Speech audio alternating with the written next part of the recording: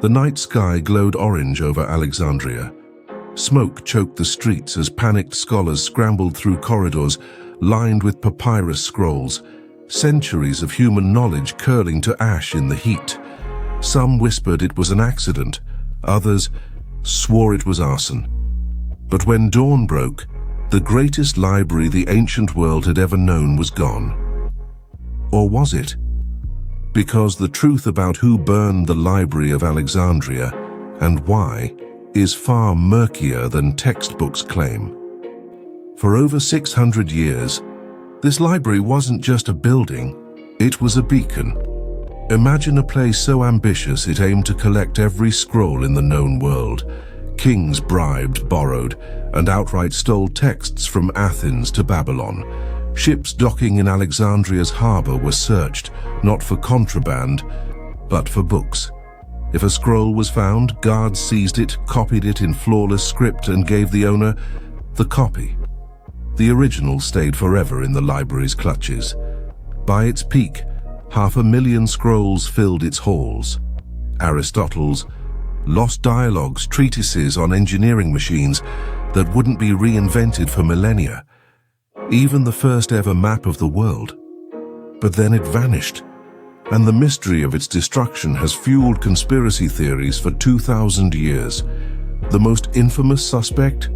Julius Caesar. In 48 BCE, trapped in Alexandria during his war against Pompey, Caesar's ships were set ablaze in the harbor. Ancient historians like Plutarch claimed the fire spread to the city, accidentally engulfing the library.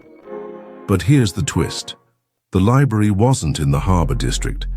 It was part of the royal palace, a fortified complex, miles inland.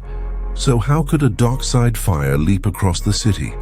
Unless Caesar's story was a cover-up, because decades later, Roman philosopher Seneca casually mentioned that 40,000 scrolls burned in the blaze. Not the whole library, just a warehouse district near the docks. A storage annex, perhaps. If so, the heart of the library might have survived.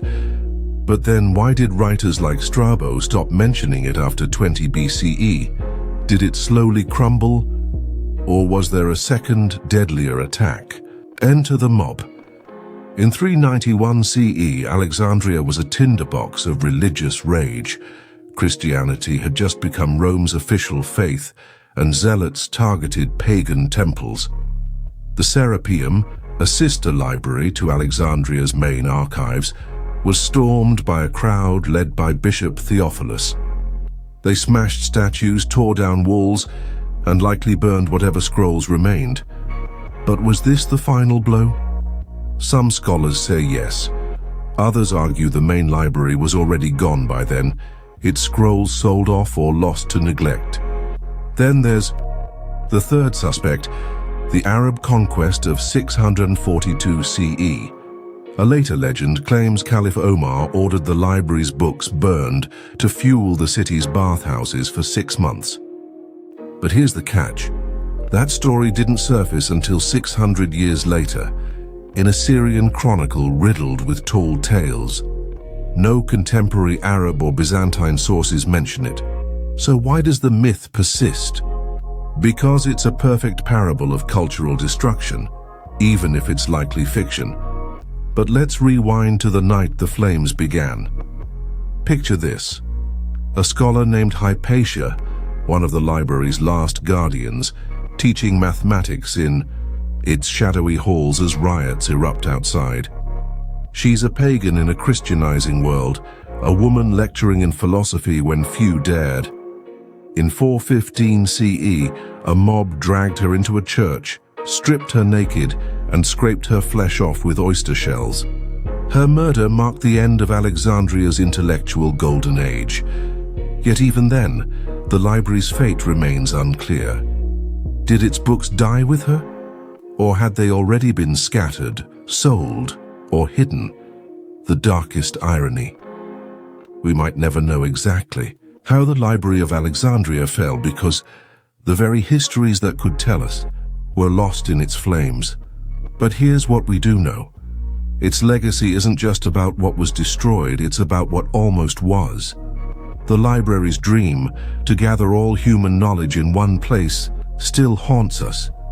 Every internet server, every digital archive is a ghost of Alexandria. So maybe the library never truly died. It just waits, patient as parchment, for us to rebuild what greed, fire, and time once took away.